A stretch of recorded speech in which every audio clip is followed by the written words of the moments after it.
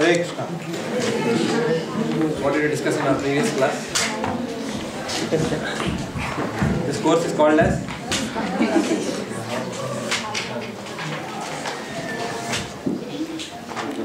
we have completed 8 chapters of Bhagavad Gita. Sorry, no problem. Confirms that we have completed 8 chapters. And now we are discussing the 9th chapter. What is 9th chapter called as? Most confidential knowledge. Most confidential knowledge. So what did we discuss in our previous class on the most confidential knowledge? Something which anyone can remember is what? Falashruti. What was the name of the town? Madhu was the name of the town. Narmada river.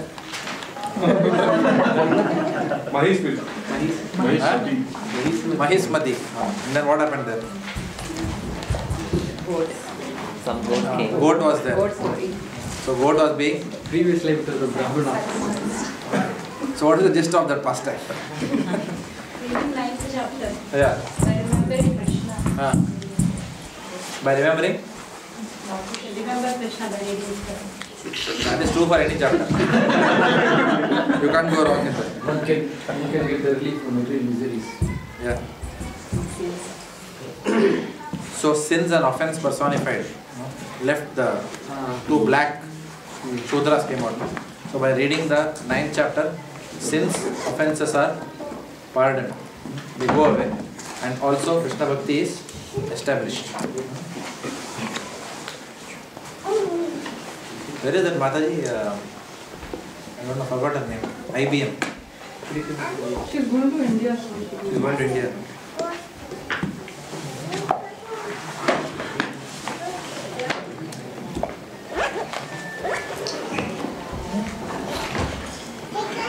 What else?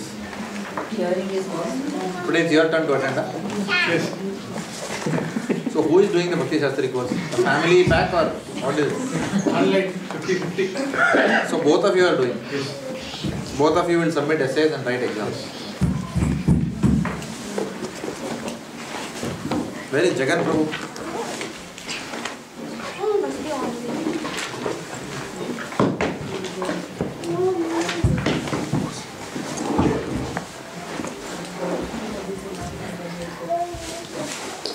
Anything else?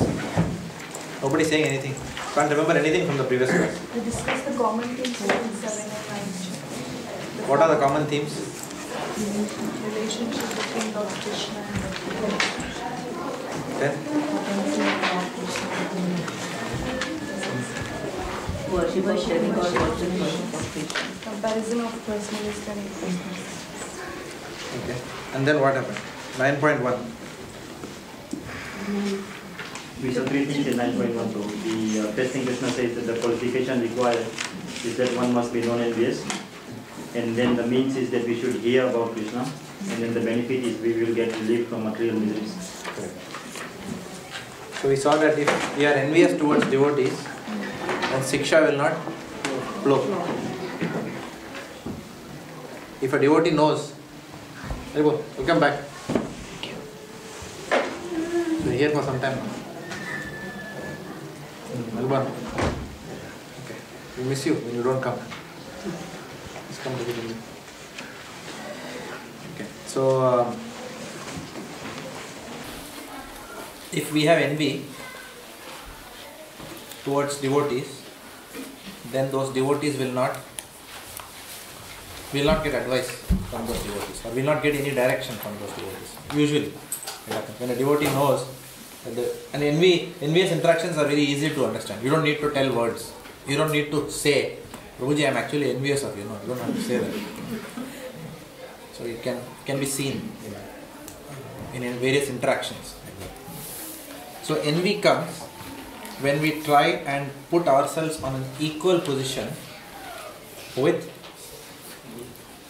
someone who is senior to us. That's it. Or envy comes naturally between peers. in Krishna consciousness.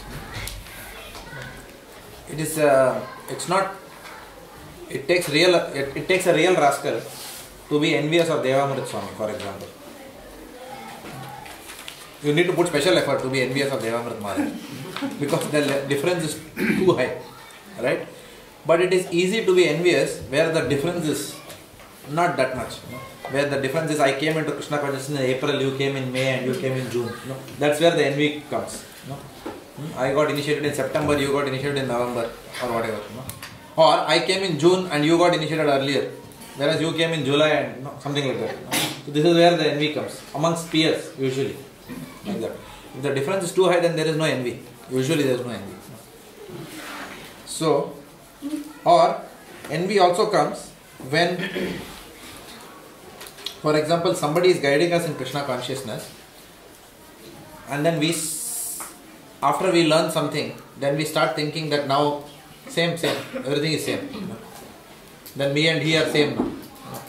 It could be same also. It could be, for example, if you are preaching, if you are cultivating some Bhaktivedanta members, let us say, and you complete 1 year, 2 years, 3 years, 4 years, and then one of the members is really upcoming, they are the next preachers, etc., etc. They have started preaching, everything going well, but now they start thinking that abhi to main bhi wahi preacher hu.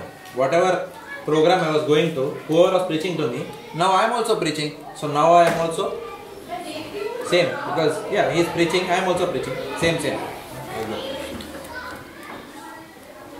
If the person thinks like that, then that is called as an envy. That's one symptom of envy, and it has happened. It has happened in various congregations, like that, where the person has now also become a self-servant leader in his own right, but now starts thinking that I am equal, because at the end I am managing one suburb and that person is managing one suburb, so everything is equal, like that. And then starts talking to that person. The relationship is no longer such that this person is taking any instruction or taking any guidance. It's almost as if, now I think I've found that equation, how to do things like that. So, and then when person A realizes that person B has come, is thinking like that, then person A will generally stop. Then person A actually starts dealing with person B as a peer only. Yeah, you're right, actually, like that. And then what happens when it's like this, then nothing flows, like that. Then if there is friendship, no problem. But if there is no friendship but still a feeling of peer to peer, then Siksha will not flow. Friendship is a different equation. For example, person A and person B are thick of friends. In Krishna consciousness also. But person B still subordinates to person A when it comes to that relationship of he is still my whatever. He's still been guiding me in my Krishna consciousness. Both are friends. And now the person B also becomes now because they were already friends, then there is no problem in that same relationship. But if person B was not a friend, but there is no friendly, maybe there is an age gap or whatever gap in terms of realizations, everything, but still simply based on an external designation of self-servant leader or whatever, then if the person does not see, then the person B will have a problem. If person A thinks that person B, because person B was groomed in my program, therefore person B is junior to me, then person A has a problem. Does it make sense or no? So both people have problems. Then there is a false ego which is coming. And then there is envy that is coming. Because it will happen. It happens many programs that people who we cultivate, right, they go ahead of us in Krishna consciousness. That's entirely possible. It's not impossible. Right? I remember, I'm just giving an example. It's not that I have cultivated this person. But I remember a young boy by the name Shashwat came to Melbourne in 2005 or 2006 sometime, and then he was sitting in a class And incidentally, I was giving the Saturday class, Saturday feast class. So I just finished giving the class, and then this person came and told me, Prabhu, I liked the lecture very much. So much thing is there. No, I would like to attend your programs. Where are you preaching? This, that. This person asked. And then this young boy, he was very enthusiastic. Of course, we channelized him to the youth program. And today he is Bhakti Sardas. That Shashwat is today Bhakti Sar Prabhu. Like that. So you can see how a person comes, he is just sitting in the audience, he becomes a full-time brahmachari, surrendered fully. And Bhakti Sar Prabhu is, we all know, is a highly advanced devotee. Like that. So there is no point in feeling envy towards such a personality. Rather, it is better to laudably accept that he has gone years ahead and then take siksha from him, rather than saying that, you remember when I was lecturing, you were sitting in the audience. Not that kind of mood. So but obviously, he is such a humble person that he will not give any, so he will always say, no, Prabhu, you are this, that. He will keep saying that. But somehow we have to put ourselves in a position by which, we can get some realization. It need not be very, we need not artificially kind of go and say that, Prabhu, actually I am junior to you and all that. Then it just makes a mockery of the whole thing. The fact of the matter is what? The fact of the matter is he is spent more time, and his intensity of Krishna consciousness is, at least I personally feel, I am not feeling on behalf of others, when I compare my own intensity and his intensity, it's much superior, his intensity in Krishna consciousness. So there is no harm in making friendship with him or subordinating him without knowing you are subordinating to him. Take his advice from time to time. That's possible. In fact, sometimes the person need not be a brahmachari also. He can be anyone who is, who we know very well, who may have come to Krishna consciousness later than us. One person is here in the audience. Without embarrassing him, I will mention his name, Arvind Prabhu. Okay. His consciousness is something which I have been praying that I should get when it comes to the seriousness with which he has taken his sadhana. And I was asking him that day some advice on how to do the morning activities such that we can take bath and then we can chant. So he gave me some very valuable tips which I am trying to put in place like that, because here is a very serious devotee.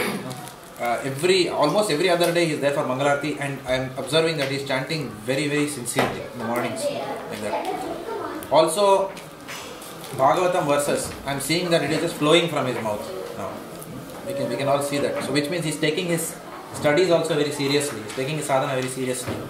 So that seriousness, it is immaterial that he might have learnt that Bhagavatam verse in this program. That is not the point. Because all of us are ultimately learning from Srila Prabhupada's books. So we are just messengers of Srila Prabhupada. But the fact that he is learning, I should ask a question to myself. Am I learning under Keshav Prabhu in the same way that he is learning in this class? So that is the way then we compare. Not that, after all, he is learned in my class only. So what's the big deal? No, it's not like that. So that way, if we have, then we can learn from anyone. Then everyone becomes our Shiksha Guru. Like that. Of course, I am not saying I am having that consciousness. I have to try to get that consciousness. Okay. Then everything is stable. Okay. Whereas when envy is there, then Shiksha will not flow. Or when there is a sense of equality, or when you always think that other person is junior to you, then there is nothing we can learn from that person. So it is not, the other person will never put themselves above us. Usually Vaishnavas don't do that. So it is up to us to put ourselves below that person, where that person is demonstrating a quality which we do not possess. Similarly, there are various other examples. In fact, in this room, everyone is an example. You see like that. Everyone is better than us. You will at least find one person in this room who is better than us in some aspect. Like that. So then that person we can definitely go and take Siksha from. And that includes me also. I can also take Siksha from anyone. Just because I am sitting here doesn't mean that I am teaching Bhagavad Gita or something like that. It is just that all of us are discussing in this room. That's all.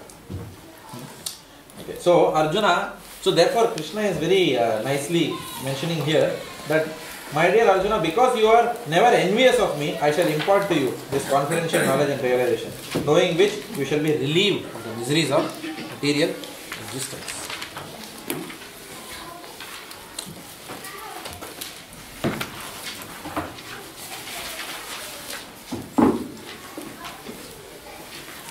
My goodness, what did I do?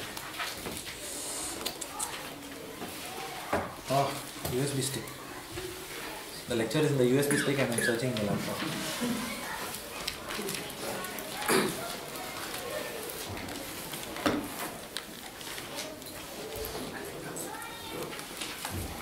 Okay. So 9.2. We discussed that this is one of the most prominent verses, important verses in the Bhagavad Gita. And also we discussed that if any one of you have to give an extempore class, this verse you can choose. And you can go on and on and on, because the entire philosophy of Krishna consciousness is packed into 9.2. Every aspect of Krishna consciousness comes in this verse, very beautifully. And in a very nice sequence it comes. Raja Vidya, Raja Guhyam, Pavitram, Idam Uttamam, Pratyaksha Avagamam Dharmyam, Susukam Kartum Avyayam. This is the key memory verse. It will definitely come in the exam, undoubtedly. You can confidently prepare for this. So next exam. Okay. So we read, I think, the first two paragraphs, right? Do you want to read it again, or do you want to again? Okay. So just to set the mood. Okay. So Madhavan, why don't you read it loudly? You reading the translation first? Oh, translation. Okay. This knowledge is the king of education, the most secret of all secrets. It is the purest knowledge, and because it gives direct perception of the self by realization, it is the perfection of religion. It is everlasting and it is joyfully performed. This chapter of Bhagavad Gita is called the king of education because it is the essence of all doctrines and philosophies explained before. Amongst the principal philosophers in India are Gautama, Kanada, Kapila, Yajnavalkya, Sandilya and Vaishvanara. And finally there is Vyasadeva, the author of Vedanta Sutra. So there is no depth of knowledge in the field of philosophy or transcendental knowledge. Now the Lord says that this 9th chapter is the king of all such knowledge, the essence of all knowledge that can be derived from the study of the Vedas and different kinds of philosophy. It is the most confidential because confidential or transcendental knowledge involves understanding the difference between the soul and the body. And the king of all confidential knowledge culminates in devotional service. Keep going. Yeah, keep going. Generally, people are not educated in this confidential knowledge. They are educated in external knowledge. As far as ordinary education is concerned, people are involved with so many departments: politics, sociology, physics, chemistry, mathematics, astronomy, engineering, etc. There are so many departments of knowledge all over the world and many huge universities. But there is, unfortunately, no university or educational institution where the science of spirit soul is instructed. Yet the soul is the most important part of the body. Without the presence of the soul, the body has no value. Still, people are placing great stress on the bodily necessities of life, not caring for the vital soul. The Bhagavad Gita, especially from the 2nd chapter on, stresses the importance of the soul. In the very beginning, the Lord says that this body is perishable and that the soul is not perishable. That is the confidential part of knowledge. Simply knowing that the spirit soul is different from this body and that its nature is immutable, indestructible and eternal, but that gives no positive information about the soul. Sometimes people are under the impression that the soul is different from the body and that when the body is finished or one is liberated from the body, the soul remains in a void and becomes impersonal. But actually that is not the fact. How can the soul, which is so active within this body, be inactive after being liberated from the body? It is always active. If it is eternal, then it is eternally active. And its activities in the spiritual kingdom are the most confidential part of spiritual knowledge. These activities of the spirit soul are therefore indicated here as constituting the king of all knowledge, the most confidential part of all knowledge. Okay. So, what are the points here? Which all parts have been covered here up until now?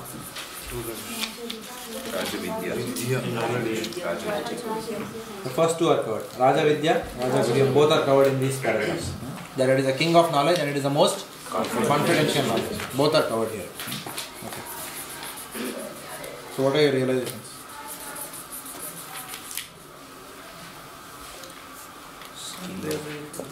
The soul is eternal, then all the activities of the soul are also eternal, and that knowledge itself is the topmost knowledge. Sorry? That knowledge is the most confidential part of the knowledge. That we are not what we are doing right now, we are actually something much more than that. It is the king of knowledge because it is the essence of all philosophies. Okay. Good point. Yeah. It is most confidential because it talks about not only the external, which is the body, but also about the internal, which is the spirit, which we don't find elsewhere on the street. There is a body shop, but there is no soul shop. The king of knowledge because it also leads to devotional service. Can be called as the king of knowledge, but very good point. Leads Yeah. to devotional service. Yeah, we'll talk more about that part. Good. All our education system is teaching only the material science, whereas it is teaching the spiritual science, which is superior to all of these. Anything else? Only this side is silent today. The left wing. Most confidential. That's why. Srila Prabhupada also treats here the opponents that once the body is finished, the soul does not remain in void, and also he condemns impersonalism also. So that also comes out. Anything else? When he talks about it's okay to understand the soul is indestructible, immutable, and so on. But we have to understand the nature of the soul. Can you arrange a chair for me?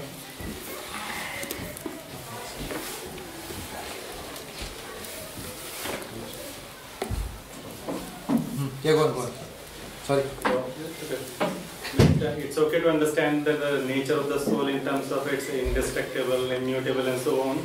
But the more important part is to understand the nature of the soul, which is its activeness and what its activities are.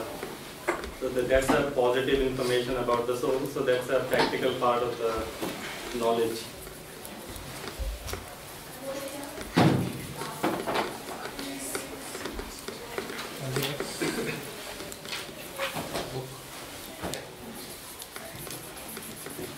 Okay. So the first aspect is Raja Vidya. Raja Vidya means that this philosophy which Lord Krishna is speaking to Arjuna is the essence of all doctrines and of all philosophies that ever exist in the cosmos. This is the topmost, and this is the essence. Essence means what? This is the final conclusion of anything that can be spoken in this world. Any philosophy that can be spoken ultimately finds its end here in what Lord Krishna is speaking now, is going to speak now. Now, many times when we do programs, people come and ask us, why do you all read Bhagavad Gita? Why can't we read Vedas? Ved padhenge hum log. Dvivedi, Trivedi and all that. Chaturvedi. So why can't we read the Vedas? Now what is your view? Bhagavad Gita is the essence of all Vedas. What is that? Bhagavad Gita is the essence of all Vedas. ठीक है, but मैं फिर भी वेद पढ़ूंगा. Veda says what you need to do and what you can't do or what you should not do. Bhagavad Gita also says that. No, you will not be able to understand basically. The Veda is not saying it in a straightforward way. Veda says in an indirect way, indirect form, which generally a common man cannot understand. Yeah, partly right. Most of the Vedas partly right. Yes, partly right. Most of the Vedas deal with karma kanda. Karma kanda. And it's hard to come to a conclusion. It's not, we can say most of the Vedas deal with karma kanda. It's not. It's dealt in, it's explained in level, chapter 2, Prabhuji says, Traigunya Vishaya Veda, and Traigunya Bhavarjana. Krishna says that is the thing. So mostly it is fruitive Vedas, that's why it's not... It is also fruitive to a large extent. Yeah. First of all, we have to learn Sanskrit. Correct. Thank you. First we have to learn Sanskrit. But even before that there is a zeroth. Because the Vedas are not available. The Vedas are not available. Where will you go to read the Vedas? Much of the Vedas is lost. कहाँ जाएगा तुम? When you don't have, when you have something only, then you can read. No, when you don't have it, how can you read it? That's a simple reason. In the olden days, people used to recite Vedas. I mean, by hearing only, they recite. They were not in written form. And Vyasadeva has made 4 divisions and he has written it. Previously, it was not available. Even now, it is not available. Previously, it was not available. Yeah. No problem. Need any help?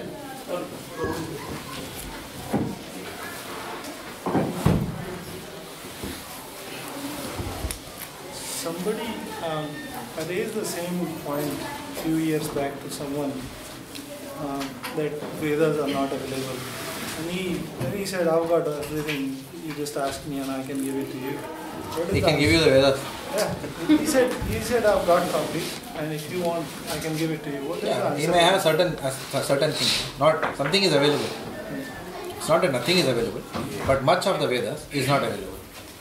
Most 70% of them are not available. Yeah. And in Kali Yuga, because it's an age of cheating and hypocrisy, then we can make the other 90% also available. There is one Hindi song, "Jukti hai duniya jhukane wala chahiye," like that. So what will happen? I can write a Veda and I can tell everyone, "This is the Veda now."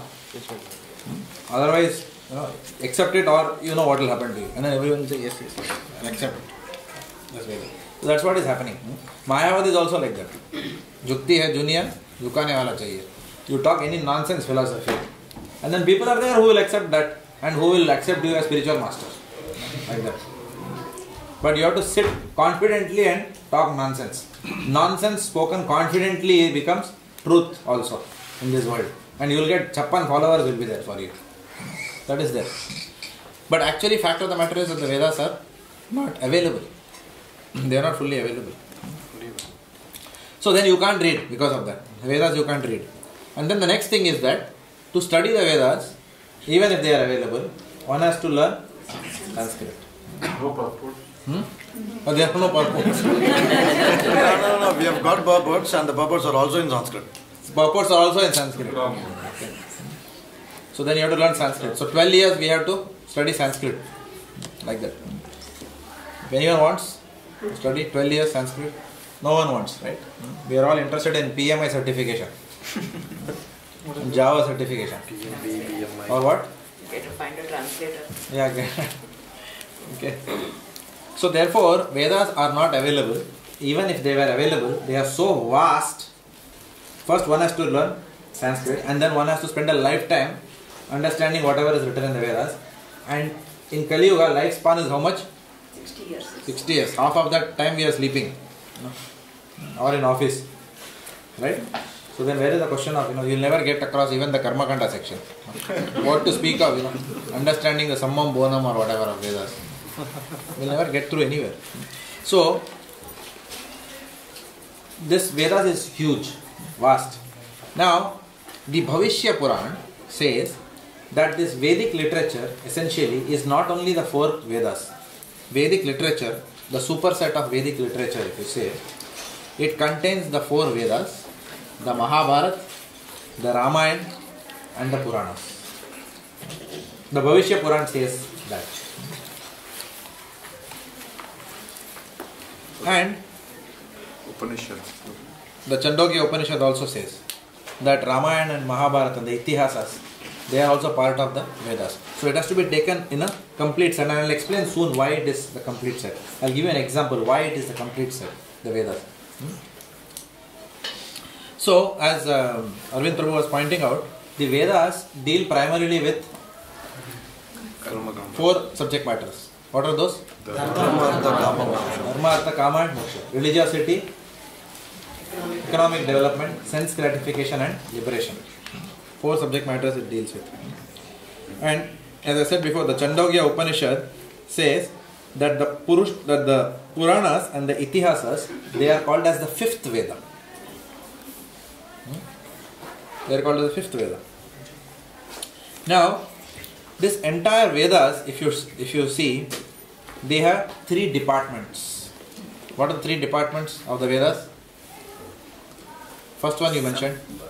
Karma Kand is the first. Yoga. What is the second one? Jnana Kand. And the third is what? Upasana Kand. So there are 3 sections in the Vedas. Karma Kand, Jnana Kand and Upasana Kand. What is the goal of Karma Kand? To reach the heavenly planets. Sense gratification. Higher level of sense gratification. So for people who still want to remain in the material world but want to have a higher quality of material life, albeit temporarily, then the Vedas provides the process by which one can attain that sense gratification in what is called as the Karma Kanda section. Then we have in that sense, the Karma Kanda section is also called as Pravritti Marga. There are 2 margas, Pravritti and Nivritti. Nivritti has got everything to do with liberation. Pravritti is everything which is living in the material world. So Karma Kanda, which is what marg is that? Pravritti Marga. Like that. And then we have the Jnana Kanda. The Jnana Kanda talks about how to attain material detachment by cultivation of knowledge. Is clear? Karma Kanda talks about how to attain higher sense gratification by virtue of knowledge. Jnana Kanda talks about how to attain liberation by material detachment and liberation by the cultivation of knowledge. And Upasana Kanda talks again about how to cultivate the same detachment by the process of worship. Okay? Now Upasana means worship. Practice. Upasana means Aradhana. Aradhana also means worship. Not Hindi movie Aradhana. Aradhana means worship. So, what is the summum bonum of Upasana Kand? What is the highest Aradhana? Vishnu Aradhana Nam Sarvesham Vishnu Aradhana Param. It is already mentioned in the Padma Purana like that. So therefore, if you see the ultimate message which the Upasana Kand also gives us, ultimate end of Aradhana is where? It should end at the lotus feet of Vishnu. Okay. So, these 3 departments, Karma Kand, Jnana Kand and Upasana Kand, they are called as the branches of the Vedic tree or the Veda Vriksha, if you like. They are the branches of the Vedic tree. Each of these branches have flowers, which are Dharma, Artha and Kama. Because even when you talk about Upasana Kand, you can do Upasana of Devi. You can do Upasana of demigods also. Okay, so the flowers which come out of these branches could also be Dharma, Artha or Kama. And not only flowers, this Vriksha also gives unripened fruits. Fruits are there, but they are not ripe. Unripened fruits. So, the Upanishads and the Vedanta Sutra are compared to the unripened fruits. So, there is a Vedic tree. Could you please repeat this one? I will repeat. So, there is a tree. And there are the tree of the Vedas. What are the branches? Karma Kand, Jnana Kand and Upasana Kand. In these branches there are what? Flowers. What are the flowers? Dharma, Artha and Kama. And then in addition to the flower there are fruits.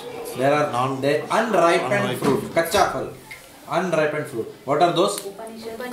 Upanishads and Vedanta Sutra. Okay. And then this tree also gives ripened fruit. Which is that fruit? Srimad Bhagavatam. That is the Srimad Bhagavatam. That is why in Srimad Bhagavatam 1.1.3, what is mentioned? Nigama kalpa taror galitam phalam sukha mukha dravya amruta samyutam Srimad Bhagavatam rasamalayam muhuraho rasika bhuvi bhavuka. It is the ripened fruit of all Vedic literature which has been bitten by the parrot-like personality of Sukadeva Goswami. Actually parrot. Radharani's parrot. And therefore it has become even more sweeter. So, this is the summum bowl. So, everything is the Vedas in that sense. But the Mayavadis do not have access to Srimad Bhagavatam. Prabhupada writes. They don't have access to Srimad Bhagavatam. They cannot understand this ripened fruit because of envy towards the personality of Krishna. They say, how can the Supreme also be a walking, talking person? Like me. No. That's when the peer concept comes. That's why Lord Krishna is saying, if you are envious, you cannot understand me. This Raja Vidya will always remain Raja Guhyam or confidential if we are envious of the Lord. That is what Tarun Prabhu's point was.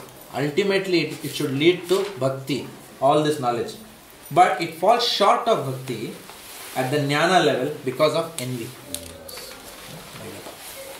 Okay. So, Aradhananam Sarvesham Vishnu Aradhanam. So the ripened fruit also gives that. Now, Raja Vidya. What Vidya this is giving? Raja Vidya Raja Guhyam Pavitram Idam Uttamam. After that, what is that? Pratyaksha Avagamam Dharmyam. The word Dharmyam is also coming here. So we will take a detour. We will directly jump to Dharmyam section. Raja Vidya is on one end and Dharmyam is on the other end. How are they connected? This Vidya, this Raja Vidya, king of knowledge, tells you also what is that Dharmyam. What is the highest religious duty. By that is also Vidya, right? Knowing what is the highest religion is also Vidya. Or learning, knowledge. What is the highest religion? Savai Pumsam Varo Dharmo Yato Bhaktir Adokshati Ahaituki Apratihata Yayatma Supracharati. The highest dharma or religion is that religion by which men can attain to unmotivated devotional service unto the Supreme Personality of Godhead. Such devotional service must be unmotivated and uninterrupted for it to completely satisfy the self. So, that is Uttama Bhakti. So, the essence of all dharma is to attain unalloyed love for the Lord. Today in Milpark program, one Mataji, she has come from Malaysia, she was asking me, why are there so many religions? Why are there so many religions? If you are asked, how will you answer? Time, place and circumstance. Correct. Religion has evolved based on time, place and circumstance. Because somebody will ask, in one religion meat eating is prohibited and you are telling that meat eating is a sin, then how is it? Is that religion not genuine? Is only our religion genuine? And that way everyone will say that my religion is genuine. So who is genuine then? Right? So, religions can be bona fide even if certain religions are liberal, more liberal than other religions in their tenets. Still, it doesn't mean that that religion is not bona fide or genuine. It just means that following that religion will take you from point A to point B. But the religion which Lord Krishna is prescribing here is not about Hinduism or anything like that. The moment we talk about Hinduism, that is where the problem comes. Right? And somebody will say, oh, you are Hindu, therefore you are saying Bhagavad Gita. It is not that Bhagavad Gita is for Hindus. Nobody has ever said like that. Because there is nothing called as Hindus. First of all, we are not at all Hindus. There is nothing called as Hindu. So whereas the question of Bhagavad Gita is the scripture of the Hindus. It's nothing like that. We say Hindu Madam, Hindu Madam. There is nothing called as Hindu Madam. Right?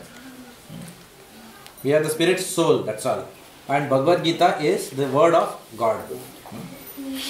So, the Lord comes himself in many, many forms. Or he may send his messengers. He may send Prophet Muhammad as a messenger. He may send Jesus Christ as a messenger. He may send Srila Prabhupada as a messenger.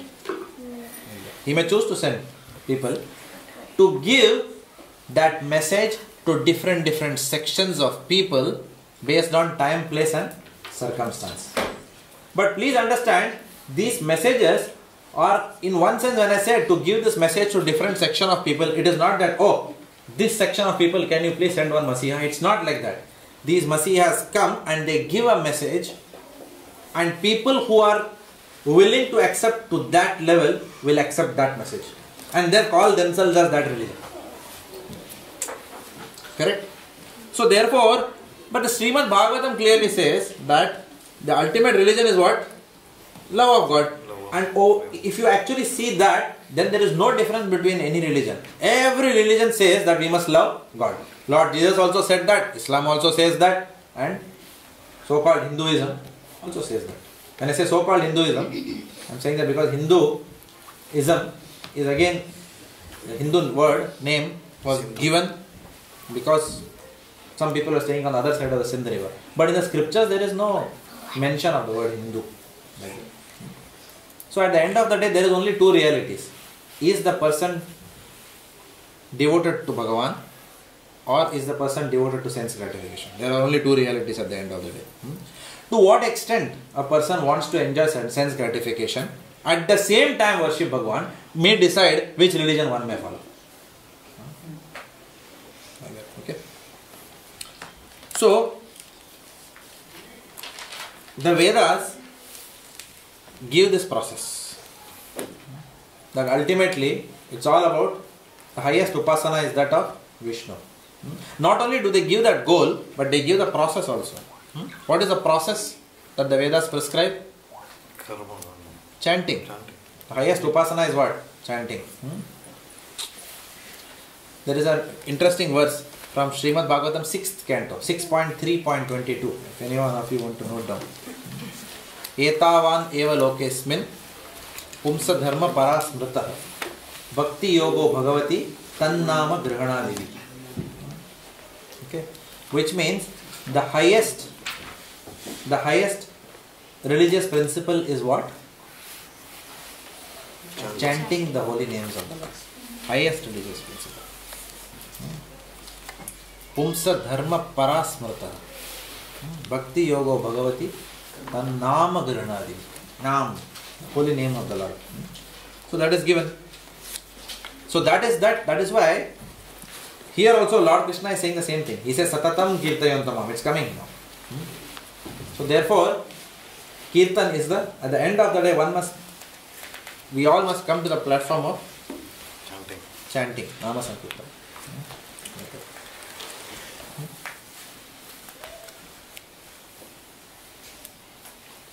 Now it is also the king of knowledge. It's not only the king of knowledge, but it is also the most confidential knowledge. Confidential means what? That which is not known to everyone. Or people cannot understand that. It is so confidential, only very few people will understand that. Like that. So spiritual science per se is not easily understandable by man. Why? Because prayana alpa ayusha sabhya kalau asmin yuge jana manda sumanda mataya manda bhagye upadrata. It is not easily understandable because in Kali Yuga our intelligence is gone. We are lazy and misguided. That is why all these apasampradayik teachings, there are followers. In Tamil we say panakarana sutti 10 पेर पैत्यकारana sutti 10 पेर. We say means जिसके पास पैसा है उसके पीछे 10 लोग भागते हैं, जो पागल है उसके पीछे भी 10 लोग भागते हैं. So anything sells in Kali Yuga because manda sumanda mataya. There is no intelligence. Who to follow, who not to follow, we don't know. Like that. So as I said before, someone says, I will read the Vedas, then what you have to tell them? They are not available, and even if they are available, you should study Sanskrit for 12 years. They'll argue like that. And because they argue, they never study. And because they never study, the knowledge always remains confidential. Raja Guhyam. Like that. In fact, there is another verse, you can note down, 6.14.5. It says, Muktanam api siddhanam, Narayana Parayana, Sudurlabha prasantatma, Kotishva api mahamune. What is the meaning of that? Very rare. Among all the people who are searching for the absolute truth, which includes the mystic people, everything, Ashtanga yogis, sabko le lo, Jnana yogis, everyone, a pure devotee of Lord Narayana is very rare to find. Because that knowledge of Rasa Tattva or servitude to the personality of Godhead is very confidential. That's why such a person is not available in this world. Sudurlabha, very rare. Prashanta Atma, some person who is really very happy in serving Krishna, like that. Such a person is very rare in this world. Now, somebody may then argue, okay, theek hai, chalo. Vedanta Sutra is the essence of the Vedas, मैं वो पढ़ूंगा. I will read that. Vedanta Sutra पढ़ोगे ना? Vedas ठीक है नहीं, Vedas are not available, but Vedanta Sutra I will read. So as Jagan Prabhu pointed out earlier, the Vedanta Sutra is full of law codes. Okay, it is difficult for anybody to understand. It is actually too brief for someone to understand. Suppose I tell you, Atato Brahma Jigyasa, and then I tell you, okay, class is over now. What will you say? ये क्या बोल गया भाई? समझ में नहीं आया. Sir का ऊपर से गया. अततो ब्रह्म जिज्ञासा. सब लोग याद रखें. अततो ब्रह्म जिज्ञासा. Suppose I tell like that. This is how in television sometimes the programs are there. And Gurijan Prabhu also says, Raso Vaisaha. Like that. And people say, क्या मजा आया लेक्चर में. क्या बात करते हैं पंडित जी, कुछ क्या समझ में आया? नहीं समझ में नहीं आया, लेकिन something spoke. मजा आ गया. Okay. कमाल कर दिया. Like that. Because there is a long beard. You are sitting on a platform. Lakhs of people are sitting. In organizational behavior, if you read, it is called as halo effect. You know what's a halo effect? In management parlance, halo effect means, person is ordinary, but because of the environment, he becomes something. Like that. Actually, a person may be fool number one, but fool is sitting on an elevated dais. Cameras are pointing. Like this. Therefore, the person becomes very special. Otherwise, वो तो अपना आदमी है. Raju बन गया gentleman. Just because it is on the dais. Kaliyuga is already fully like that only, bro. Kaliyuga is fully like that. Okay. So, therefore, these statements, Raso Vai Saha, Atato Brahma Jigyasa. So, the Vedanta Sutras are very cryptic in nature. They contain law codes. The Vedanta Sutras basically deal with the Brahman layer and not with the personality of God. That is the ultimate. But to understand that understand this itself, I will not understand at least. That they deal with the Brahman layer. I can understand this after reading Prabhupada's books, and then Prabhupada is telling that they deal with that. Otherwise, when I say Raso Vai Saha, I will not understand anything. I can very honestly admit in this room. Nothing I am going to understand. The law codes. Okay. So therefore, and again, Manda Sumanta Mataya. We are anyway lazy. We will not open the book. And when you open a book and it says Raso Vai Saha, you will close the book and keep it inside. Anyway. Yes. Correct? So therefore, these log codes are too brief to understand and too difficult to remember also after that. Therefore, these have to be backed up by case studies. I remember when I was doing my MBA, there was this Professor Mallar. I don't know, have you heard of this model Sheetal Mallar? He was a famous model. She used to, India supermodel, world supermodel in the world, like that. So her father used to teach us law. Mr. R.R. Mallar. I remember he was one of my favorite profs, always joking in the class. When he enters the class, maja aayega, pura class mein. Law class he will make interesting. Can you imagine? That too, engineers are never interested in laws. So 70% engineers were there in my batch. So nobody knew, but maja aa gaya, you know. So he was teaching us once, I remember, I still not forgotten that, you know. He was telling me what is an implicit contract. He was teaching in the class. So he said, I go to the chai wala. You know, in Bombay, if you outside my college was in a place called Churchgate. You know. Now, outside my college, opposite was Hindustan Liver, and opposite here was chai wala with vada pav wala. You know. So we all used to go there. Now it is an implicit contract there. You know. You just stand in front of the chai wala like that. He's standing, I am standing. Aisa karke, just look at him, and then he, Tambi will do like this, and he'll give one glass. So you drink. He said, you take the glass from his hand and you drink it, and then you give the glass. Now what is he going to do? Ask money. I never asked tea. मैंने पूछा क्या चाय चाहिए? तुम दिया मैं लिया. I never asked. There was no contract. I never asked. Hereby, no, the seller shall hereby give. The buyer shall hereby, There is there's no nothing like offer that. and acceptance. Huh?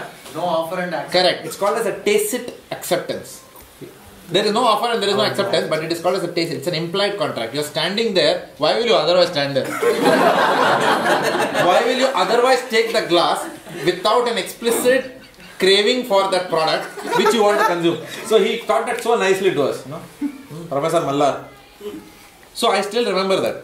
So there is, so when he explained that way, that which was very cryptic, if you would have just said, implicit contract is those where words are not spoken, something like that, maybe you can understand a little bit. But when you told chai wala example, because daily jata hai udhar nukkad pe. Every evening we are standing there, with vada pav and chai. In fact, 3 times in the class we used to go there. Minimum 3 times. Huh? After 20 years also? That fellow got a flat actually. Our sandwich wala, he got a flat. So, sandwich wala, सामने charge. There's a big issue. ICICI bank के सामने वाला sandwich वाला. Okay, so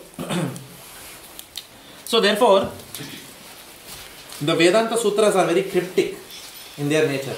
So therefore, we need case studies to be able to understand that Vedanta Sutra. And what provides those case studies? Puranas, Itihasas, Srimad Bhagavatam. Then I can understand, that thing is this. Okay, abhi mere ko samajh mein aa gaya. Like that. That is why that is important. Otherwise, but for the Puranas and Itihasas, then that knowledge will always remain in its cryptic form. It will be difficult to understand for all of us.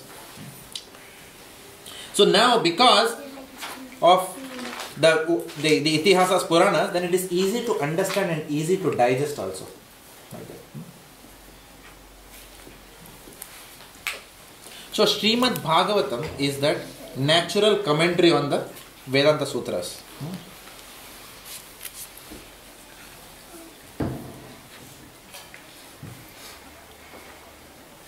And the conclusions of the Vedanta Sutra can be best understood by a study of Srimad Bhagavatam.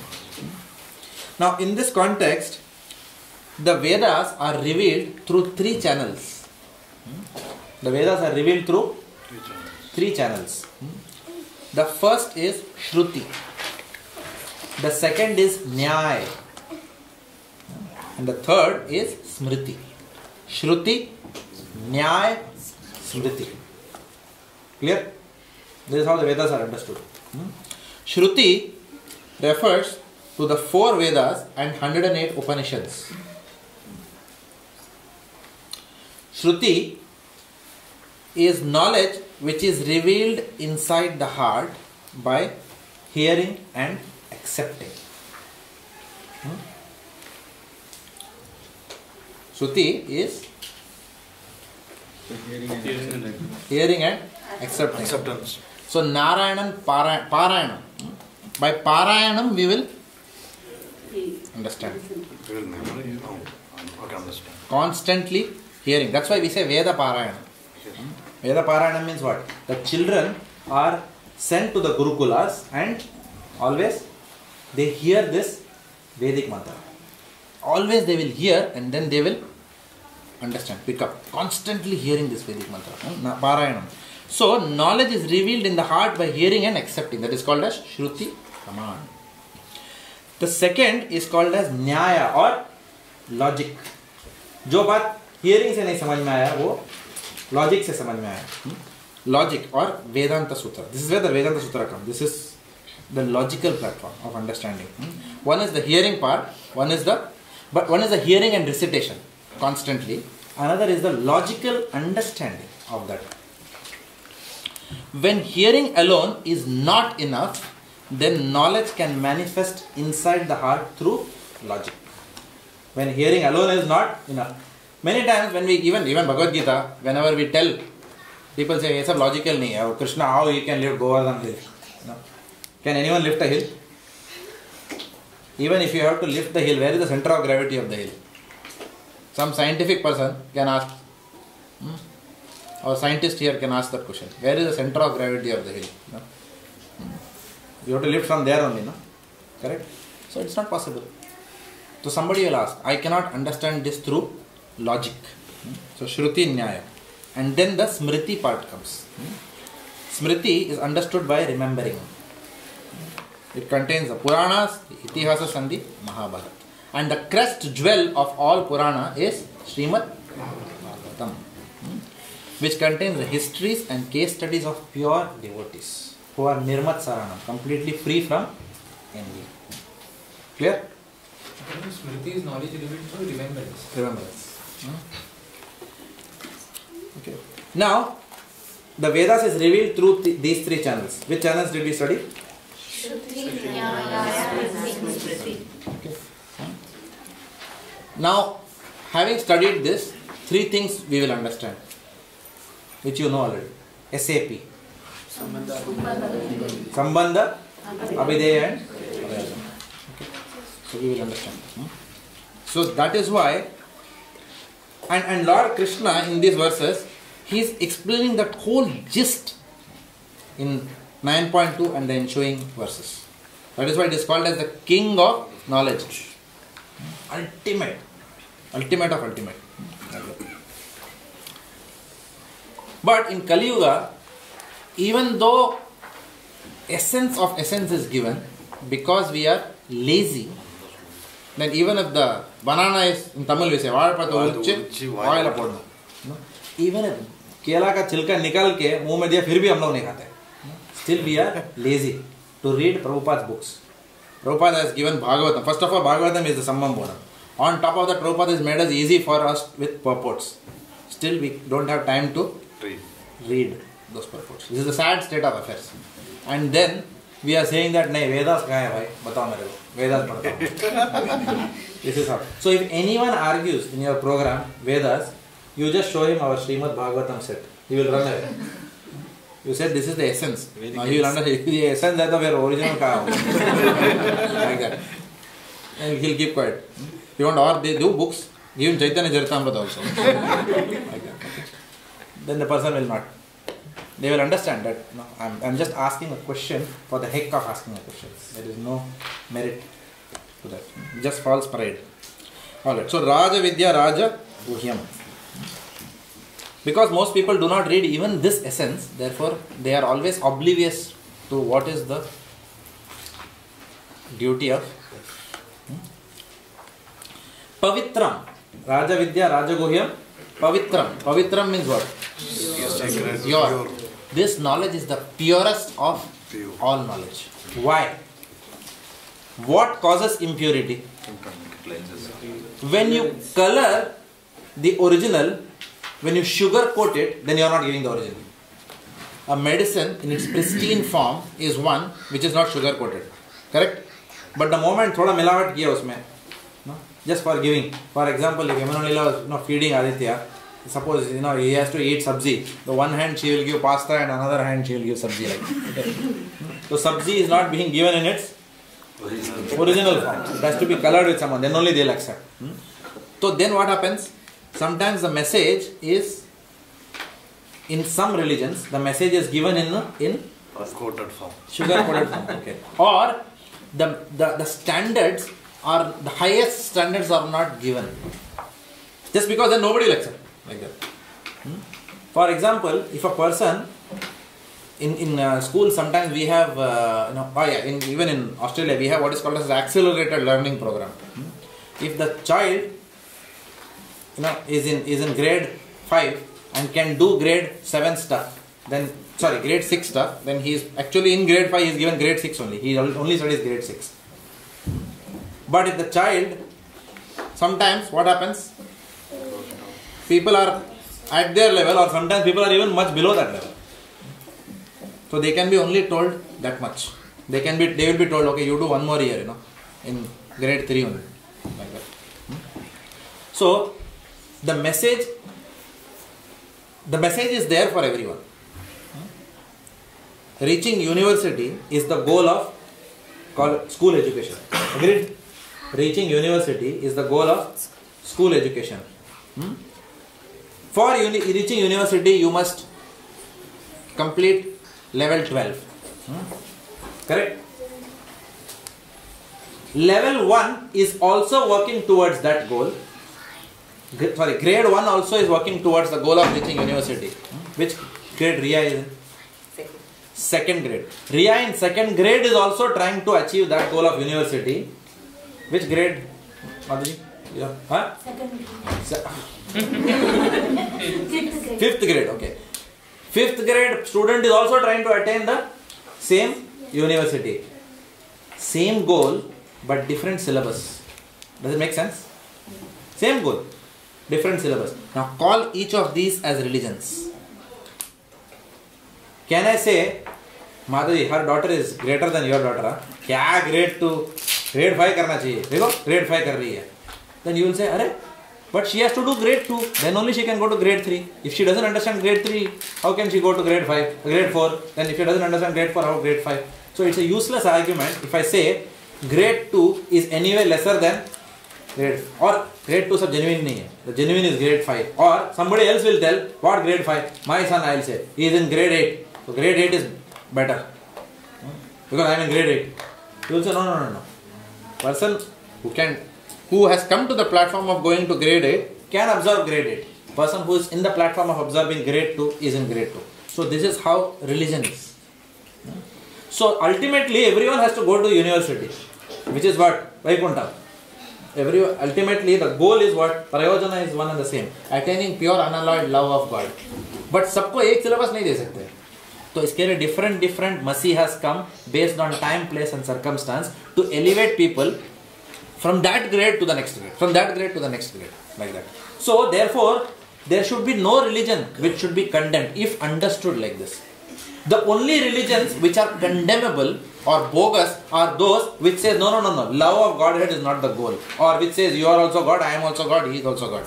That religion is a bogus, where it says everyone is God. None of us can become God, because we are not God, we are only part and parcels of God.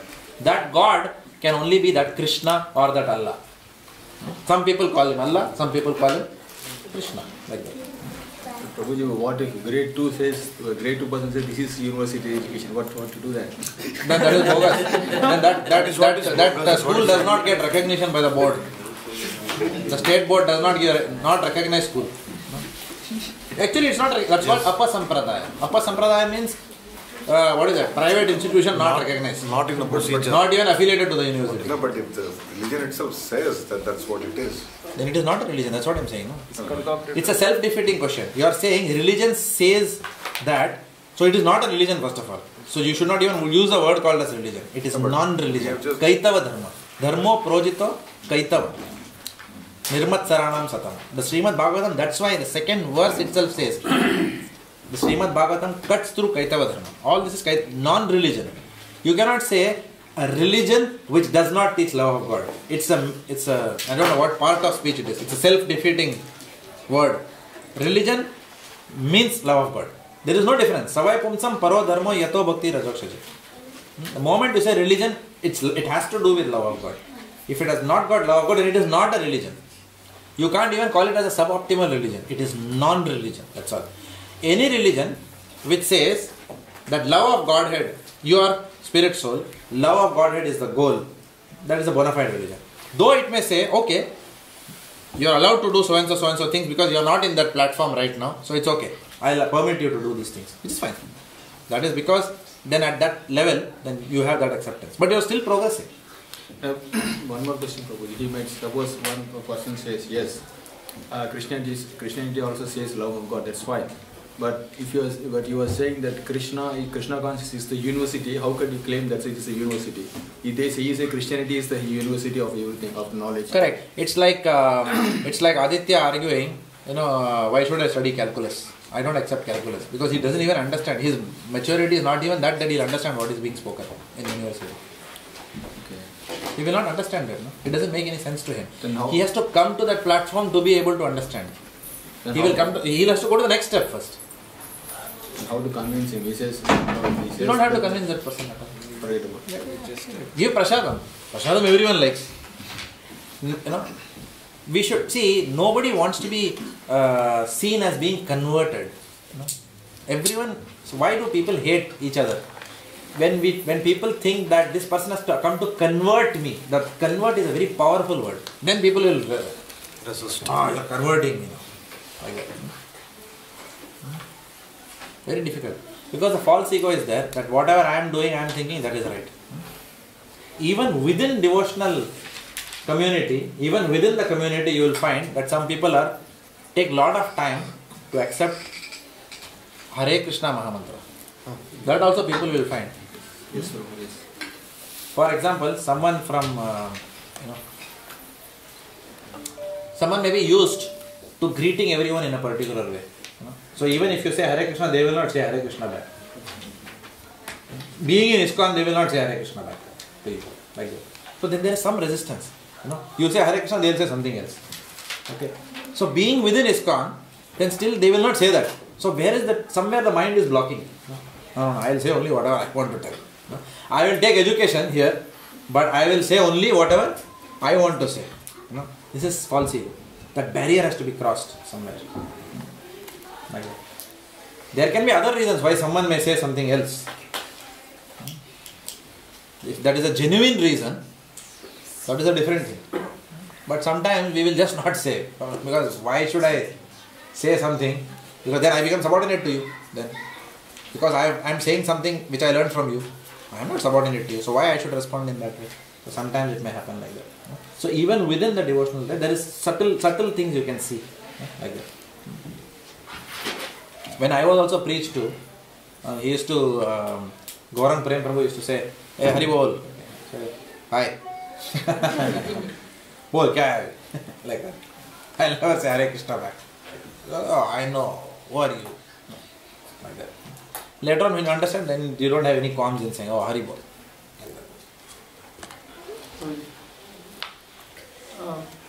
When we say that the grade 2, grade 5 and grade 8, of course the knowledge in grade 8 is better than grade 2 or grade 5. Better in the sense like it's much more... The standards are higher. Instead of saying the knowledge is better, say the standards are higher. The knowledge is for that grade. Yes. For example, you can have excellent quality of education at all levels. Grade 3 also can have excellence. Grade 5 also can have excellence. So it's not that grade 5 knowledge is higher knowledge, higher than grade 3. It's not like that. At every stage, then you have excellence for that particular set of people who you are cultivating. But then person it is just more, the standards are higher when you go up. Person who is in grade 5 will automatically have the knowledge of, most likely will have the knowledge of grade 2. So isn't it automatically that the knowledge in higher grade is better than the knowledge in the lower grade? In terms of the quantity as well as the quality. I'll not use the word better, I'll use the word complete. It is much better, bigger set than the... Complete. Complete, no? It's more complete. For example, twinkle twinkle little star is an understanding of the star. Or the star is a ball of gas or something like that, if someone says, then that is a higher understanding of. So that knowledge is more complete, rather than just twinkle twinkle little star. Twinkle twinkle little star is not wrong in one sense, because it looks little to me from far, and it is twinkling. Correct. But it's a more complete knowledge of that object called a star. As you go higher and higher, deeper and higher, the same subject matter becomes more and more complete to us. What to speak of that is, are we not getting more and more complete understanding of the Bhagavad Gita as we progress? We are, right? So it doesn't mean that the knowledge of Bhagavad Gita now is better than the knowledge of Bhagavad Gita that was there. It is just more, it's complete. Because realizations are coming through. That college school example was only an example. Don't take it literally everywhere. No? But even if I have to take it, one second. Even if I have to say, for example, Vedas, the same Vedas talk about Sautramani Yajna. What is Sautramani Yajna? If you want to drink alcohol, Vedas are permitting. Vedas are also permitting meat eating. Na? Do Vedas stop meat eating? Then why we are condemning a religion? Simply because they are accepting meat eating. That means Vedas are also bogus then. Correct? When Vedas can accept meat eating and still we can attain God, then why some religion which is accommodating of meat eating, why then we have to condemn that? But we have to understand that the Vedas say that if you are so addicted to eating meat, then you perform, not Sautramani Yajna is not for meat eating, Sautramani Yajna is for liquor. If you are so addicted to liquor, then you say, okay, you do the following yajna, and then you do, your liquor, and then you do your you do your liquor and then you drink. You do that yajna like that. Does it make sense? But then that is not the highest religion. But a more complete understanding is liquor is sin. Drinking liquor is sin is a more complete understanding. A lower level understanding is, yes, by drinking liquor also I can attain, even with that habit, I still have a hope I can attain God. Yes, that is also true. Because first, I am drinking indiscriminately. Then I am doing thodi piya karo. Correct? I am coming to that platform. Correct? And then yajna karke piya karo. That is another point. And then mat piyo. And then उसके बाद जो भी पियो offer करके पिया करो. different levels. Correct, no? What to drink, what not to drink, and then offer and drink. So more complete understanding you get of ahar, food as a concept. If you take, you get a more comprehensive understanding as you progress. Like that. Is it clear or no? Not convinced. You are not convinced. Still, by the students say, but drinking by offering is better than drinking. It's of course better. That's part. Yeah, you can, if you like, you can use the word better. I'm not saying your word is. No, I'm not saying better is wrong. All I said was complete is what I would use. I'm not saying again I am right. I'm more comfortable understanding higher knowledge as more complete in terms of its proximity to the goal. So grade 10 is more closer to the university than grade 7 is. In that sense I'm saying it's more complete education, which will lead you to that goal. That's why I use that word. You had a question? Yes. In terms of actual practice between grade 2 and grade 5 or grade 10, would it be wrong to use the word degree of difficulty?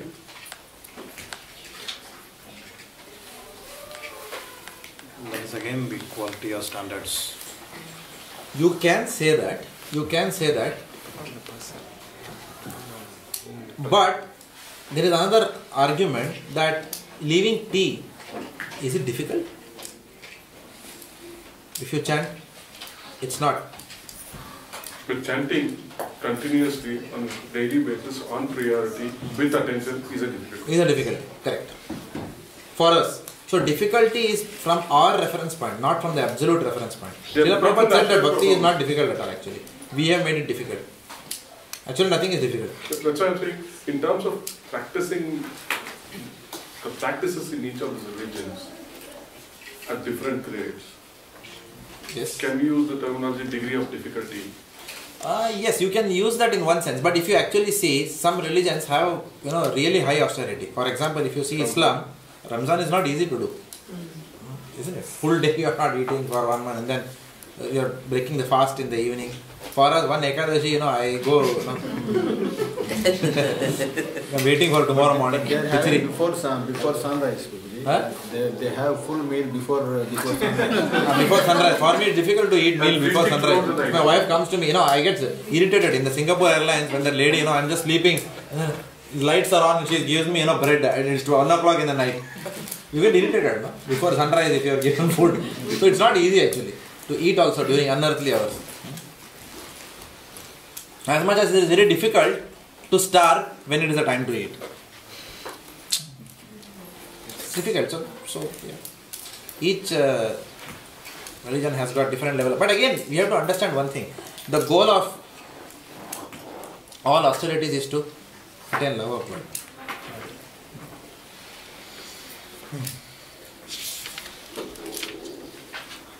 Anyway, where are we? Yeah, Pavitra. So Pavitra. So this knowledge is Pavitra. This Vidya, the knowledge which Lord Krishna is giving to Arjuna is Pavitra. Pavitra means pure. It is not contaminated with other agenda. There is no other agenda. It is pure Bhakti that Lord Krishna is going to speak to Arjuna about. Also, it is Pavitra from a different angle.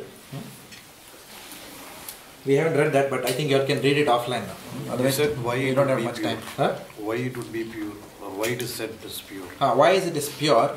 Is because this bhakti process is so powerful that it can weed out the impurities in such a manner that they will not recur. In one Only sense. bhakti can do that. In one sense. Only bhakti, in every sense. Bhakti is a process which can remove the weeds in such a way that these weeds will not spring up again. That is only possible in bhakti. Let me quote Srimad Bhagavatam chapter 6, Canto 6, chapter 1, text 15. Kechit kevalaya bhaktya vasudeva parayana agham dhunvanti katsanyena niharam ivavaskara. Devotional life can completely eradicate or remove all types of sins from the root with such a possibility that it will never occur again, just as the sun, niharam, nihar means what? Sun. Bhaskar means sun. Niharam iva bhaskara. Just like the sunlight can dissipate all impurities without any trace of that impurity. In Bombay, I was giving an example. You know that example, huh? You heard it before. It's already long. You know this example or no? Yeah. You know that. Okay, I will not tell that. I don't know. Mataji, you should know that. Bandra station, even a blind man will know Bandra station आया. Mataji, बराबर है? कैसा मालूम? खाड़ी का smell आता है. So in Central Railway in Bombay, there are two stations, Sayan and Matunga. You know? Even a blind man will know Sayan आ गया because you have to close your nose. Because in the early morning, everyone is sitting in line there with a lota. So it is horrible. You know that Sayan आ गया भाई. You don't have to, even if you are sleeping, you know how every time only Sayan Matunga. Like that. In between that, no? So every time you go to college in the morning at 7 o'clock, it is horrible. But when you come in the afternoon, late evening, then it is not so bad. Why? Because niharam eva bhaskara. The sunlight is completely, Actually it is true. So only devotional life can remove in such a way that there will be no trace of that impurity.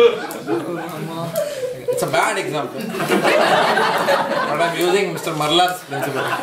You will remember it while preaching at least.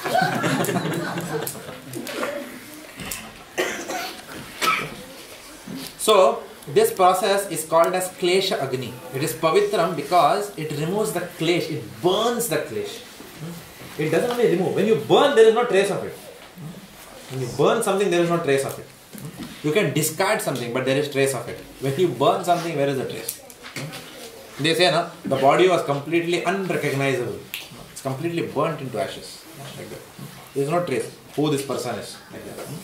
So, like that, our sins will get burnt. What are the things, traces? What is the result of sin? Papam leads to what? Bijam, Kutam, Aprarabdham, right? Prarabdham. Everything will be burnt. You don't know what these are, right? Bijam, Kutam, Aprarabdham. You know that? You have done it in your Bhakti Sastri? Bhakti Vriksha? No, we did. No, he says you did, you say you know. Okay, you will have to have a conversation also. Could you please tell about it? I also don't know. You also don't know. It's You done don't in the have previous body. sessions. Anyway. done in previous sessions. Board is there or what? I don't have pen. I don't know where the bag has gone, but the photograph is also gone. Sketch pen bag, I don't know where I've kept it. I have to search home. So, Prabhupada writes in this purport also that when one sins, along with the sin, there is a tendency to sin, the seed of which is sown in the heart. Example. When someone commits illicit sex, for example, and gets sense gratification out of illicit sex, then what happens? That person goes back and starts thinking about it. Oh, how I enjoyed that illicit sex experience. More and more you think, what's happening? Desire goes up or down? It will go up only. Then what happens? Because you did that activity, then the desire to do that activity, there is a seed which is sown inside the heart. That seed will remain suppressed for some time. In another situation, it will boom. It will come up again, you will engage in that activity. Now twice you have enjoyed that activity. The third time, the seed gets further reinforced. Arey, bar, even more enjoyment. Okay, let me do again. That is called as what? That seed inside the heart of sin. So sin begets sin. Sin leads to a seed. That seed gradually, the desire waters that seed till again you commit that sin.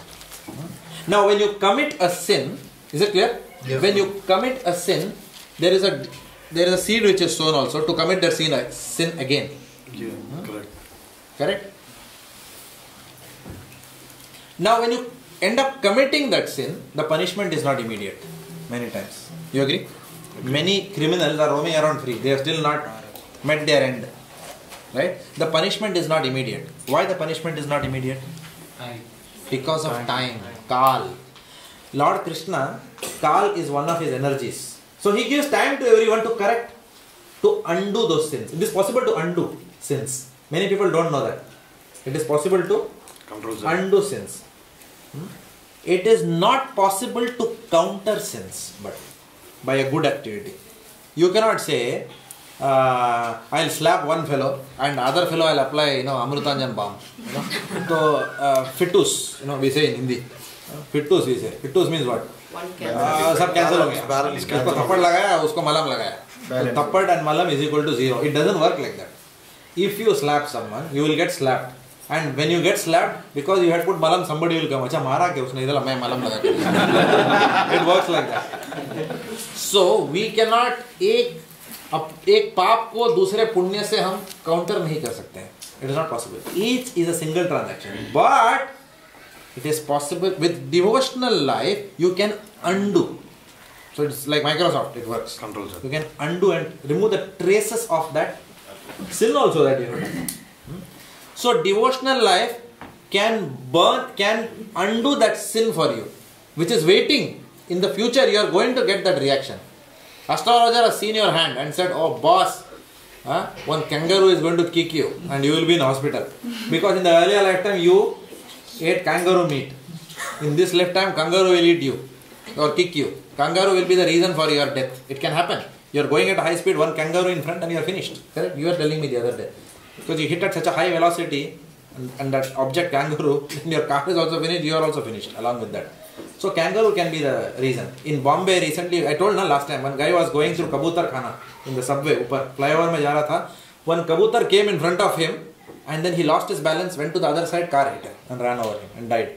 One kabutar was the reason for his, pigeon was the reason for his death. So in the earlier lifetime, who knows, he must have shot that pigeon.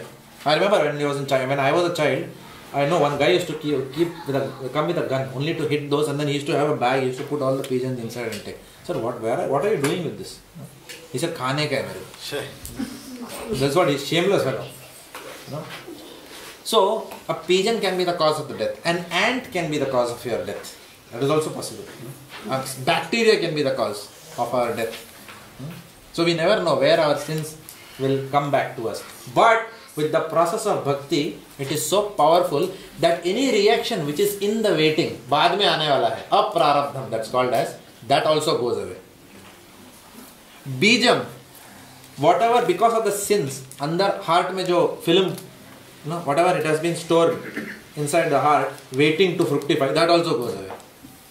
The tendency to sin also goes away. And then finally, the prarabdha reaction which you are currently suffering will also go away. So all this goes away. Klesha Agni. And in such a way that they will never recur. So that is the power of, that is why it's called Pavitram. It can purify every kind of impurity in our life.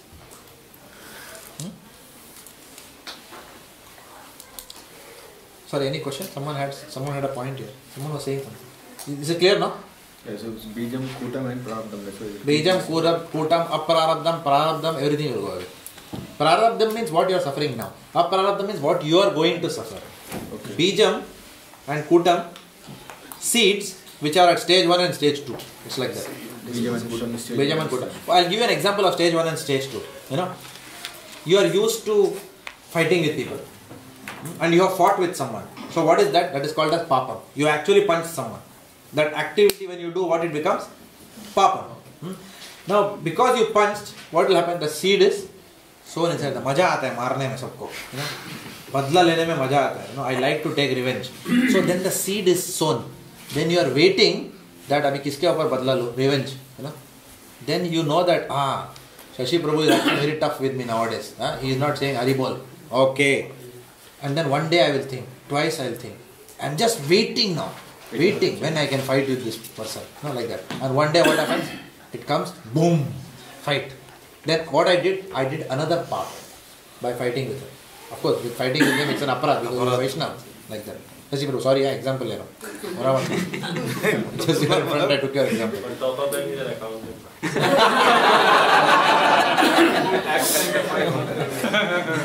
That is aprarabdha. Reaction in the waiting. बाद में देखता हूँ. Okay. So, you understand now? What is the difference between prarabdha, bijam and kutam? So what happens? Bijam means आज किसी को मारने का मन कर रहा है. And then kutam means I have decided that I am going to hit this person or this person. And then papam means I have hit that person. And aprarabdha means because I have hit that person, I am having a reaction which is going to come later. And because of time, then aprarabdha becomes prarabdha. Just like your MRP process, inventory, future. Now it is coming into the current planning period. Like that. Whatever is in future, now in the current planning period. Like that. Dhritarashtra is a good example. Pardon? Dhritarashtra is a good example. Dhritarashtra is a good example. Yeah, very good. Yeah. Dhritarashtra killed, set fire to a cuckoo's nest or something like that, a bird's nest. So, कितना birds था अंदर? 100 birds थे उसमें. And therefore he was cursed that you will also have 100 sons who will die. But Dhritarashtra asked, but why so many years after that? He said to get human form of life and 100 sons also you need good karma. Good karma. So he had to do a lot of good karma to get those 100 sons, and then all of them will die because now that aprarabdham has become now prarabdham. So what is the point in just getting in the cycle of birth, disease, old age and death with aprarabdham, prarabdham, everything just finishing us, eating us from all ends. Therefore this bhakti process is pavitram because not only does it remove the aprarabdham, bijam, kutam, everything from the root, klesha agni, but also it establishes or brings out all good qualities inside the devotee. It's not enough to be not a bad man. It is also enough to develop good qualities, devotional qualities. That is the next thing which bhakti does. That's why it's called pavitram. It will purify us and bring all good saintly qualities will start manifesting in that person. All the qualities of the demigods. So klesha agni and then shubhada. Shubhada is the second stage. And then there are many others which we will do when we do Nectar of Devotion. We will do those. So that is pavitram. Then pratyaksha avagamam. What do you mean by that? Bhakti can give you direct evidence. Directly evidence. Nobody needs to tell. Some people come and tell. क्या guarantee है? Chant करने से tongue में control आएगा. Melody खाओ. कुछ जान जाओ. Right? Melody इतनी chocolate भरी कैसी? खाओ और कुछ जान जाओ. जो खाएगा उसको ही मालूम पड़ेगा ना मेलोडी का स्वाद क्या है. Correct? So we have to taste this mango of Srimad Bhagavatam, implement in our lives. Then we become evangelists of bhakti. After that, we can go and then preach this message to others because we have realized it's coming from the heart. Initially, I could not believe that I could give up tea because of bhakti. I बोले ये क्या है? Hare Krishna बोलो तो चाय छूट जाएगा. चाय से थोड़ी होता है. That's how I used to argue. But when you actually do it and you see, अरे हाँ कहाँ भाई पता ही नहीं चला कब छूट गया tea. And then you think, हाँ this process works, yeah, like that.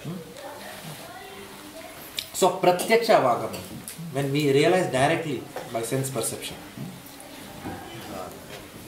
there is no qualification or disqualification in bhakti. Susukham kartum avyayam. This is a very important point. Susukham kartum. Bhakti is what? Joyfully performed. Now why bhakti में मजा नहीं आता है फिर?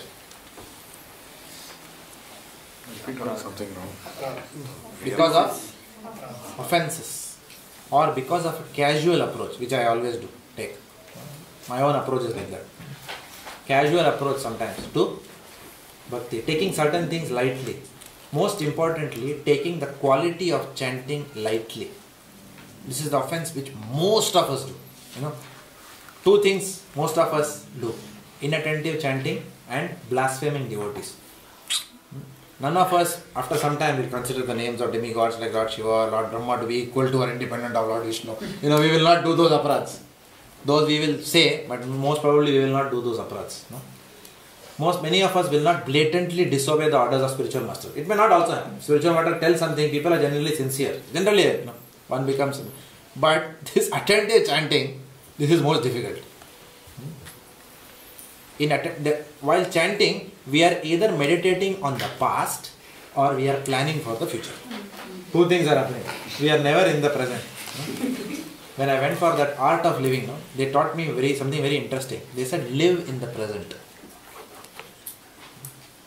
Living in the present. Present is the gift, they said. Live in the present. So we have forgotten how to live in the present. We are either worrying about the future or thinking about, lamenting about the past. So jiya karo. Correct?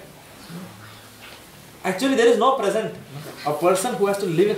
I didn't understand when they said live in the present, what it means. But now after many years I am understanding what they meant, live in the present. Live in the present is what Prabhupada has also been telling us. Right now, do what is required at this point in time. Rather than planning, I will do, I should have done, all these things. Burijan Prabhu also says, one mantra at a time. And if you don't concentrate on the earlier mantra, then don't think that, I have not concentrated because the next mantra you are not concentrating on. Or don't plan that next mantra onwards I will chant. So this mantra you are not concentrating. Correct? So therefore, that susukham kartum avyayam, that sukh or the peace of happiness will not come if we are living in the past or in the future. It will only come if we are living in the present with the holy name. Always current with the holy name. That is the biggest problem. And because of inattentive chanting comes blasphemy of devotees. And because of blasphemy of devotees again comes inattentive chanting. It's a cyclical loop. Because we blaspheme, then you feel, Hare Baapre, and then you can't get taste. You do, when you are having khunnas against some devotee, then when you are doing arti in the morning, samsara dava nalarida loka, you are just thinking, like that. Everything externally is happening very nicely. People outside may think, kya elevated hai ye. Na man mein kya hai, apne ko hi malum. What we are thinking, only a Paramatma knows and we know. Outside everything will be first class. Like that. Pakka. Tilak will be first class, dhoti white, Nirma washing powder. First class hair will be combed. Everything externally perfect. But internally what's happening? We are meditating. Lord Jagannath is there, but mind is there. How that devotee did like that? No? Acha, over, huh? Okay. Next item. No? Mind is somewhere else. That means I am not living in the present. Arey, Lord Jagannath, you are doing arti too. Many times I have realized that. No? Sometimes when I am doing arti, I am forgetting that I am doing arti. It happens. You are doing that service, then, but still you are there, but you are not there. It happens many times. That is because of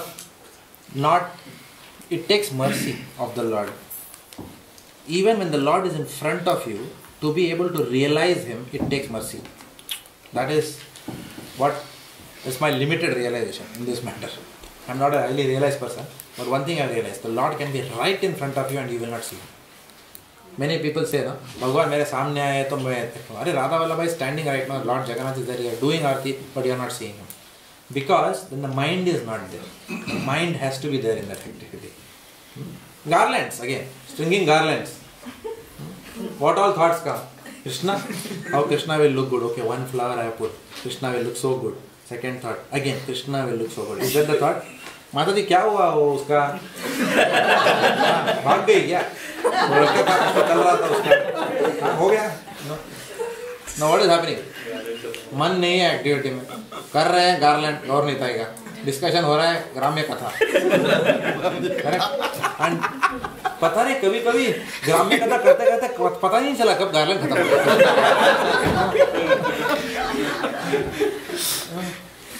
that is how it is Yes or no? No, nobody. Everyone is on Prabhu. After the class you can ask. Cameras will be switched off and people can raise their hands. I know it happens. We know that everyone will raise most of the congregational stories come in this garland service. सब पता चलता है क्या चल रहा है. So that is what is called as Susukham Kartum. So we have to live in the present. We are not living in the present. We are living somewhere else. We want to know what has happened in the past when we are stringing garlands for the Lord. Or we want to make future plans. Kishe shaadi karne wala hai. One question here, bro. Sometimes one may be seriously, thinking I should be doing it seriously. Even then, it's not happening seriously. What is this loop? Bhujan Prabhu said, sorry. Because we are not putting into action. What are you thinking? Huh? Sorry, what is Bhujan? No, he said, don't be passionate about, don't be passionate to be in the mode of goodness. Or what is that called? Don't be passionate about being good. Don't be passionate about being good. Being good. And give the mind a small activity, and if it does, you encourage the activity. And you encourage the mind. You engage the mind. No, you give small activity to mind. Okay. Once it does that activity, you encourage the mind. In the sense, like, he was always one mantra at a time, and he was always glorifying the mind. When you're doing so good. He was over glorifying. The way we felt is it was too much glorifying, but then you are glorifying your mind if it does correct. So that way, it's like another person you are trying to bring it to the same level. Okay. So Susukham Kartum Avyayam. Now, if you break these words, Susukham Kartum means what? Joyfully perform, and Avyayam means what? Everlasting. Can you perform something everlasting if you don't derive joy out of it? No. Not possible. After some time I will give up that service. मजा नहीं आया उसमें. जमता नहीं है. I can't get along with these people. So I cannot do that service. Like that. So avyayam cannot happen without susukham. Now, so therefore it is very important to derive joy out of bhakti. Otherwise we will try to derive joy out of so many other things in the world. That will become attractive. I have found that, again my own experience, that when I am not sincerely chanting, then there are other things which start attracting me. All the past affiliations come to the mind, like that. They become very attractive, like that. So therefore, quality of devotional service is very important. Devotional service is usually performed as a compliance activity. Have you finished your rounds? We discussed last time. No? Have you complied with what you have taken an oath that you will chant? Thankfully, Maharajas don't ask us oath. None of us will get initiated. Please take a vow that you will chant 16 attentive rounds. Thankfully, there is no oath like that. How many minimum rounds you will chant? 16, Maharaj. Ekadashi, no problem. 20. like that. But even if we have to take a vow, I will chant one attentive round. Can we take that vow? Every day one attentive round. Very difficult vow in Kali Yuga. One attentive round is very difficult. So because of that, because we are not giving the best to the process does not return the best to us. The process is capable of returning the best to us. And when the process returns the best to us, then we are very joyful. But because I am not giving 100%, jitna invest karega wahi niklega bahar. Correct? Whatever I invest, that is what will come out. Correct? So because I am not investing, I am not reaping from that investment. And because I am not reaping from that investment, I am not investing in it more. And therefore, either we go away from bhakti or we stagnate. And then we feel 16 rounds, like that.